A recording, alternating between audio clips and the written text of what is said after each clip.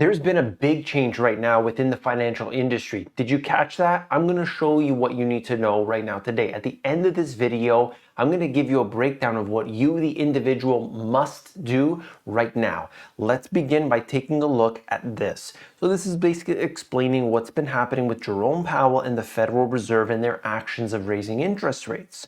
And this is Jeremy Wharton, who basically said what I've been saying all along, and that is, let's look at the problem that began in 2020. What were they doing then that they're trying to reverse now? I think we're giving Powell too much praise. The last 2 years are one of the biggest policy mistakes in the 110-year history of the Fed by staying so easy when everything was booming. And I've talked about this over and over again, and it was very clear. They were printing money left, right, and center. They were doing these different programs that they had for basically no reason. The money was going to places that really did not need it, and those who really needed it didn't get it. This was why it was so, I want to say hilarious, but unfortunately it was painful for so many people out there still now today, paying for the inflation that has been caused by the same institution saying we're going to help you from inflation. It's unbelievable. Look at this. Here we have it. So further down, he basically says, when we had all commodities going up at rapid prices, Chairman Jerome Powell, the Fed, said we don't see any inflation. We see no need to raise interest rates in 2022. Now, when all of those very same commodities and asset prices are going down, he says stubborn inflation that requires the Fed to stay tight all the way through 2023. It makes absolutely no sense to me whatsoever. Now, I will have to agree with the fact that they were completely wrong on their anticipation of, transitory and all this nonsense, but that is a playbook. And I don't think most people realize that. The actions of the Federal Reserve are always going to be in line with the majority of central banks around the world. And I know this because I study this very closely. You can see it's a playbook, not just because of the action itself, but their words. They use the exact same wording roughly at the exact same time. And that's what we knew from the news media and so on. They have scripts that they read and they give to the other ones because they're owned by only, I believe it's 5 different conglomerates. So we know that how the information is disseminated. Well, this is just one factor. This is one very important factor that is. Let's look here. Fed finally vanquishes stocks from asset allocation throne, essentially saying that stocks are not as desirable. And why is that the case? Well, for some investors, what they're looking at, and I'll just summarize it for you, is the fact that you can see what stocks are giving us today. What is the return on stocks? Well, it's not looking very good because this year it's in a bear market. And of course, if you look at the dividends, those aren't that strong either. And what has been happening is that as stocks have been rising all through this period, companies, instead of giving more dividends, are saying we're going to do stock buybacks instead. They're putting more money towards that, and the appreciation was intense. But what's going on now is that stocks are down and the dividends look weak. So as a result, bonds are becoming more attractive. Can you believe it? It's just unbelievable to think of it like that. But of course, bonds, where they were in this negative yielding interest rate environment, are now completely flipped on its head and are starting to appreciate rapidly. I don't think that a sovereign bond is necessarily a good idea, but what the investing world says is that you can guarantee 3%, guarantee 4%, and while that isn't keeping up with inflation, isn't that 3 to 4% better than losing 20%?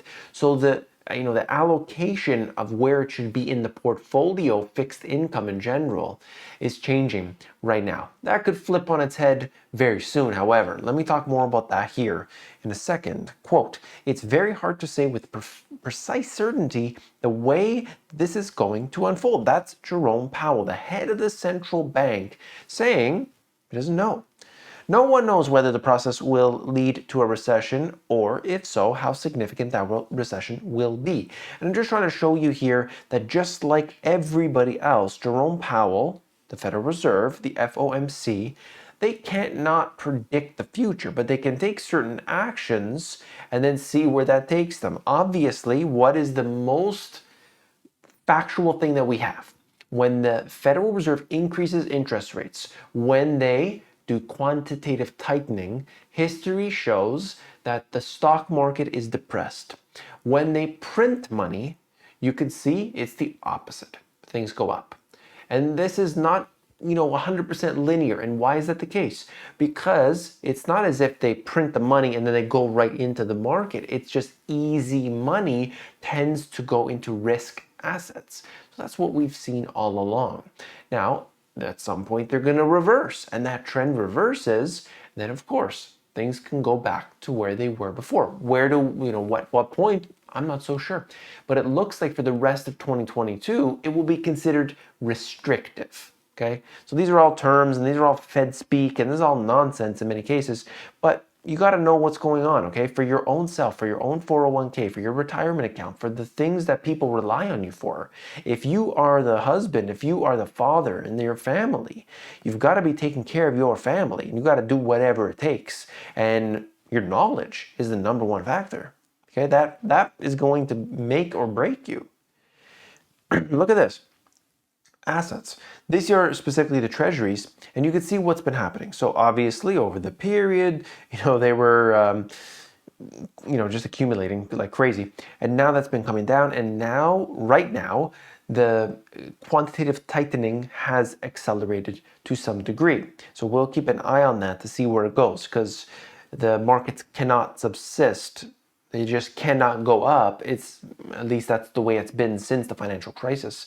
They can't go up while we don't have super easy monetary policies. If they say, we're gonna hold off right now, that could be the point at which things change. Okay, that's probably enough for the markets. Quote, by basically endorsing the idea of a recession, Powell set off the emotional phase of the bear market. The bad news is you're seeing, and you will continue to see it in the near term, in indiscriminate selling of virtually every asset. The good news is that it tends to be the end game of virtually every bear market we've ever witnessed. And it's coming in September and October, where that has historically been the normal state of affairs. So we usually see that period of time looking quite rocky, but again, I don't like to put dates on things. Oh, it's going to be September 24th. It's going to be September. Usually things don't turn out to be on those specific days, okay? It's just, usually that's just the way it is. Spooked traders just piled into stock protection at a record rate. So I want to ask you the question, you the individual, what changes have you made to your portfolio, if any? Have you accumulated more of something? I know many people like to do dollar cost averaging. Usually that's the case for a lot of YouTubers. They like to push the dollar cost average simply because they say you cannot predict anything, so just dollar cost average. But it's unusual because I've seen these same YouTubers, the ones that are basically saying, look, for the next few months, it looks like it's going to be really bad. And this was a few months ago. So why would you put money in knowing it's going to go down? Like, why wouldn't you just reserve more cash, and then when things look a little bit stronger, you can deploy at that point? I just find it very unusual. It's not timing the market. You're not going to get the bottom. You're not going to get the top, but you can be a little bit more intelligent with it. That's my opinion. And of course, during this period here, we want to be able to look at our allocation. Is this the right allocation and mix for this period of time? More on that in just a second here.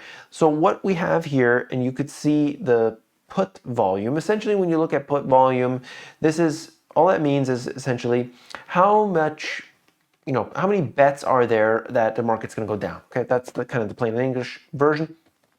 And you can see that it is at a record. Never seen anything like this before.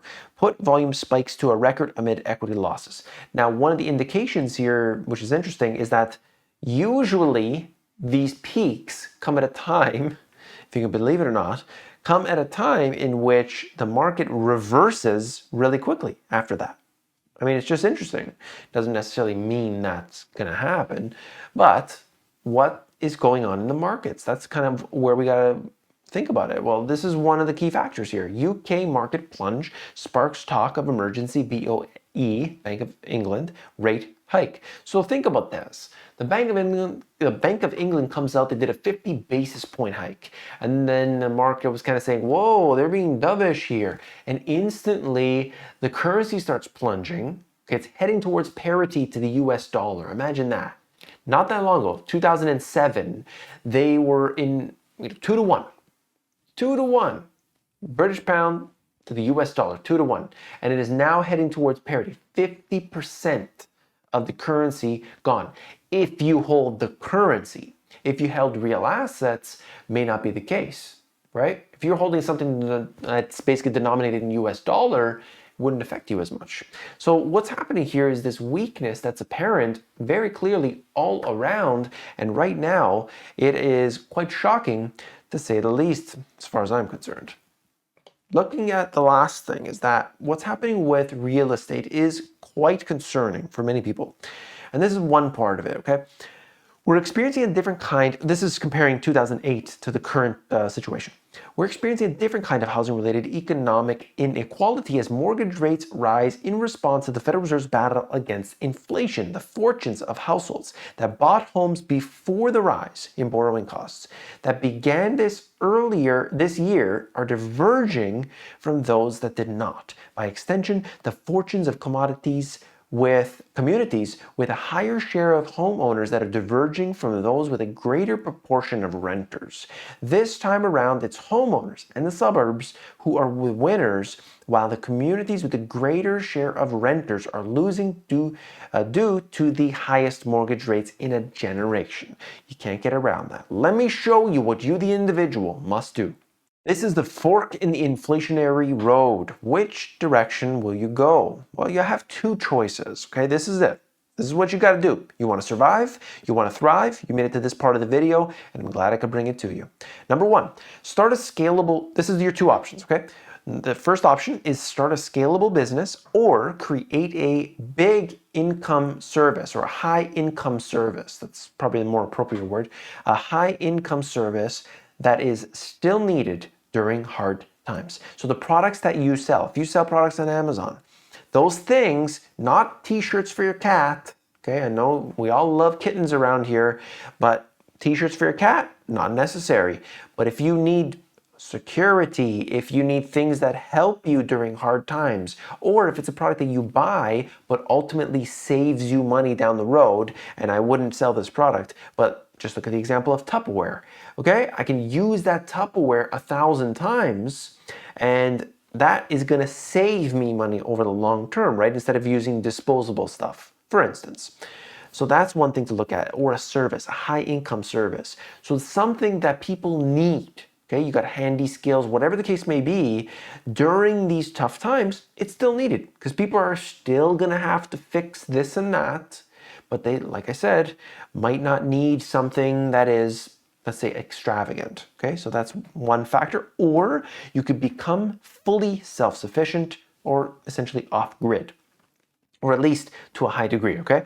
So that's what it comes down to. Those who want to participate in the economy, so if you want to still be in the economy, you want to go out for the restaurants, you want to buy nice things, whatever the case may be, you must increase your income and reduce unnecessary expenses as much as possible. That's the situation today, 2022. I'm just telling you like it is, and I hope you appreciate that. I'm not trying to tell you personally what to do. I'm just suggesting this based on the facts.